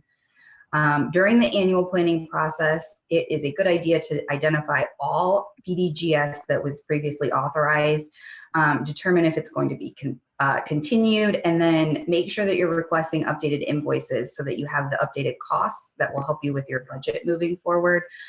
Especially as the next statement says, budget authority is used when making these authorizations. So our individuals have that control and that ability to make decisions about how they are spending their funds on their waiver. And they need to have that information to be able to make those decisions and determine what best suits their needs. Do we cover everything, guys? Yeah, and there's no questions about PDGS. Did we overwhelm all of you? I am telling you, it's so funny. There might be one question in the chat box that was around PDGS. I'm not sure, but there was a question about could you use this on airfare that just came up. And I'm assuming they're asking that about PDGS because you're talking about that, but I did ask for clarification.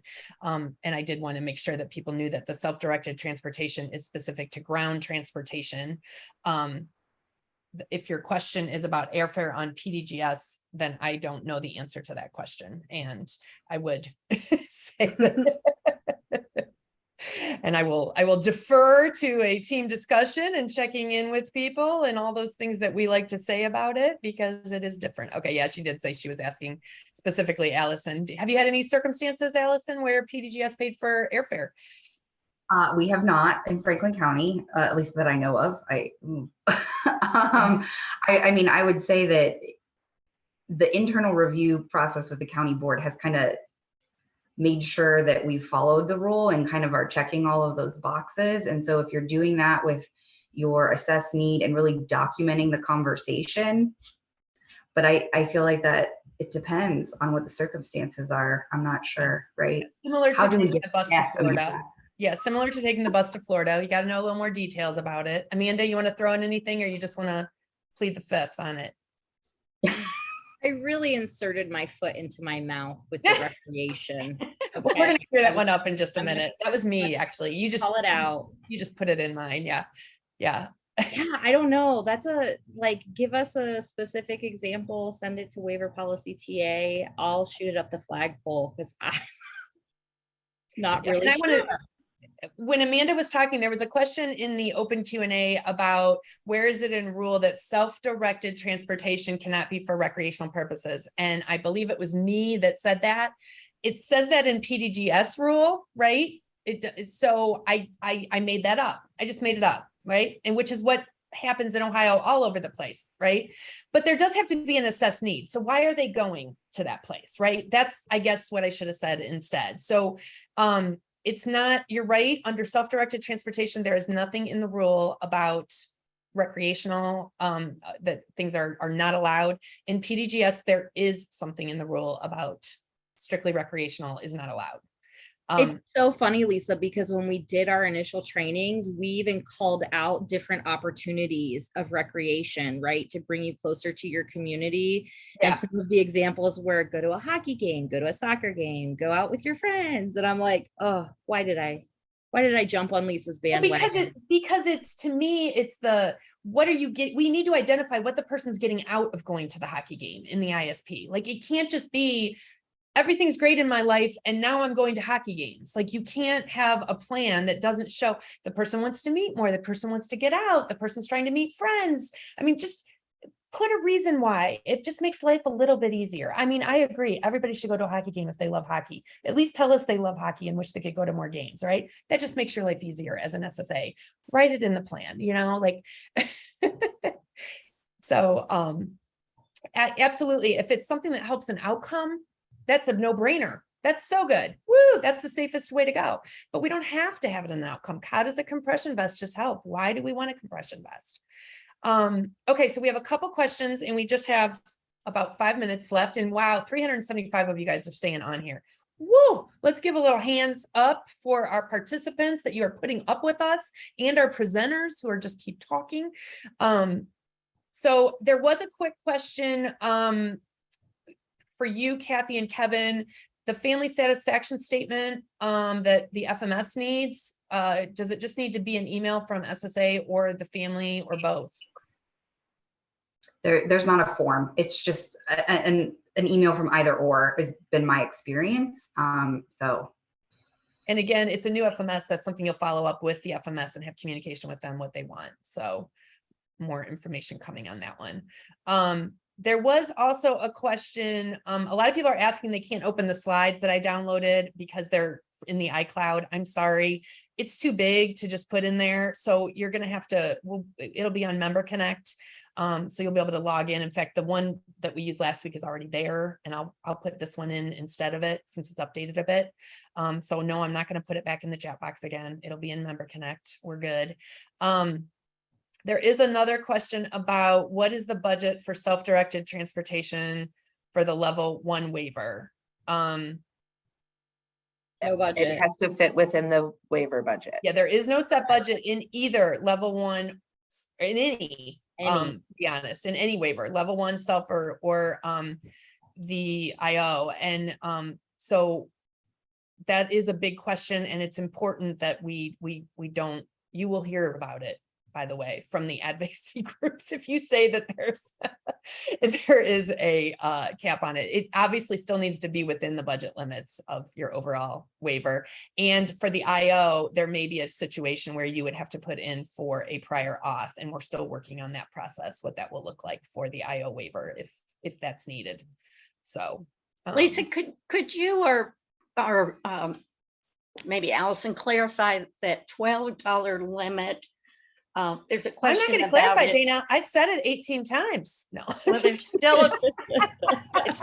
still a question. Does it apply to Uber and Lyft? And it has Okay. nothing to do with anything other than a family member, neighbor, coworker, someone who's going to drive you somewhere. And it's an option. You may choose to pay them per mile, or you might choose to pay them a flat rate per trip up to the $12. You could pay them $5, or like Kathy said, $10. So go to this slide that I just pulled up for you all who have questioned. And I know there's a lot of people that question. I'm really not making fun of Right. Kim. You're fine, right? Like, it's okay. I don't get any of this stuff. I'm just very, animated. So there's 2 different types of self-directed transportation, right? There is commercial, which is available to the public. It is ground transportation available to the general public. That is Uber, Lyft, taxis, public transportation, buses to Florida. I don't know what, right? It's all kinds of things. That is going to go at the rate that they pay. It's just what it is. There is no limit. So I'm just going to say that again. Family or friend should have 2 things underneath it. If we had a nice little picture, it would say either you have a per mile rate and you agree to that with the family or friend person, or it's a per trip rate up to $12. So again, it is confusing, but those are 2 different, and they all have different codes. So you won't find, when you authorize the commercial type of thing, you won't find an option for a per trip rate. It's going to be It's a the lump sum. usual customary rate. Rate. Yes. Okay. Only other question that's come in is around the Amazon and trying to understand for people that aren't doing PDGS, haven't done it before. How do you get something from Amazon? That is that the FMS and the participant are going to be figuring that out. You as an SSA, if somebody needs I don't know. I always hate to bring up something because then you'll say, oh, that's allowed. You know, an exercise bike. I don't know what it is, right? Like maybe they want an exercise bike or something. So you as an SSA look on Amazon and a couple other websites and you're like, generally the exercise bike that seems to fit their need the most is running around $500. Okay, I'm just throwing that out there. I have no idea how much exercise bikes are. So then you're going to authorize the $500, right? And you're going to authorize GT Independence, Guardian Track to get that. And then they're going to talk to the person and decide, are they getting it off Amazon? And they'll work that out. You don't have to stress about that. That's what's new. And that's what's amazing. In the past, we had to specify the vendor. Now we don't have to do that. They're going to follow up. Now you're going to get questions from your clients about that, and you're going to want to know more. But what I'm telling you is you don't have to tell them what vendor it is right off the bat. You just have to give an amount and make sense. And you might want to have communication with them, but the FMS will take care of how to do it off Amazon. And you don't even have to know how they do it. They're just going to do it. It's going to be magical. Right, Kathy? It's going to be magical. And Allison? Sprinkle the fairy dust. Yeah. All right. Okay. I think we are at 55. That is good. And we are going to yeah, we have of course people ask more questions. These are all great, and we will be kind of taking them with all the questions, whether they were answered or dismissed, and adding them to the FAQs. I do want to say that the biggest thing that people ask for, and it comes out in your questions, is they want examples of things that have been paid for by PDGS. And there is actually a department publication, I believe, that does give some examples. But I'm going to tell you, like, we gave you 2 today, right? We gave you the compression vest. We gave you rock camp. Those were 2 things. It's limitless because it's individualized and it depends on the person's need and it depends on what's new. And I mean, we can't give you a list. This is about the team discussion and figuring it out. And if we gave you a list, it could be a nightmare. Because then people would just go through the list and be like, well, I want this and I want that. And then you'd be upset because you had a list and you'd say, get rid of the list, because now everybody's just asking for every single thing, right? Like It defeats the purpose of self-direction. If you have a list, you're giving people a menu to shop off of, right? Yeah. I mean, I see great questions in here about driving lessons through PDGS, right? I see there was questions about, have we thought about self-directed transportation using that, driving stuff? I have all kinds of beliefs about that I'm happy to talk to you guys about. But all of this really needs to be talked about at the level and the team, and remembering those things about PDGS, what you're ruling out. Is there another way to pay for that? Does it help get you out into the community or provide independence? Is it a specialized service, right? Like all those kind of questions. And then if it seems like something good and you guys feel like it's something you really think would be good for the person, you got to reach out. If you want, you can reach out to the department, or you can just authorize it and hope that everything goes well. DODD did put stuff in, like they have the PDGS funnel and all of that, Yeah, there's helps great to stuff. guide you through that decision process. Yep. So, Yeah. And while Kevin you're shared that getting used to website. it, Where the funnel is at, Kevin shared that website. Yeah. We spent a lot of time when the rule changes started happening. We spent a lot of time on one-pagers and funnels and training. So please go on the state website and look at all of those wonderful things. Yeah. Because it might help in those conversations with your teams. And I agree. Mary asked a There's- question we can answer quickly. It says that she believes MSS will require a vendor. Yep. And who's the vendor? Everybody. For PDGS. What? GT Independent. Guardian Track / GT. Oh yeah, Independent. yeah. I even said Guardian Track at the beginning. Oh, You did. I've been on That's far on it. too long. If you look at our slides, Mary, you'll see that we have an example of the MSS and what it looks like. So good questions, great questions. Thank you, everybody. I'm going to do a quick video about at the end to wrap it up. Remember that this is new, this is complicated, this is different, and we all need help, and we can't remember it all, and we don't expect you to remember it all, which is why we put a lot of links in the PowerPoint for you to go back and go, I remember they said something about this. And we also gave you people and groups of people to to reach out to. So let's watch my favorite new person, Simon Sinek, I believe, talk Turns about. turns out, we as individuals are pretty junk at doing most things by ourselves. We're not that smart to solve all the problems by ourselves. We're not that strong to lift all the heavy weights by ourselves. And as social animals, we're just better in groups. That's what we are. And so anybody who thinks they can manage this thing called life or career or work alone, it's a fool's errand. And at the end of the day, one of the most difficult lessons for any of us to have to learn, but it's also the most rewarding, is simply to say the words, I don't know, or I need help. Or will you help? And it turns out we're all surrounded by people who want to help us. They don't, because they don't think we need it. It turns out as soon as we ask, it's amazing that the army of people who are right by our side. Right. I love him so much. Turns out. All right. We already covered that slide. And then just to finish it up, there will be FAQs coming out of these 2 trainings we did. You guys did a great job. You gave us a million questions. Thank you so much. We'll be working on those diligently over the next week or 2 and get those back out to everybody. The recording of today's session most likely will be there. I don't know. We'll see. We have to decide who's we like better. I look prettier in this one, so I'm hoping it's this one, but PowerPoint is in Member Connect. There are more trainings coming up, especially about self-directed transportation from GT Independence. As soon as we know the date and time, we will have that out to you. And there'll be more training coming out from our group and from GT Independence on self-direction in general. And there's all of our emails again. So please feel free to reach out. And we really thank you for your time and for really try to just, keep an open mind about all this. And it's going to be good. You're going to have good stories. And we want to hear the good stories. If there is a good story you have or an example you want to share that it worked really well, please feel free to share it out to myself.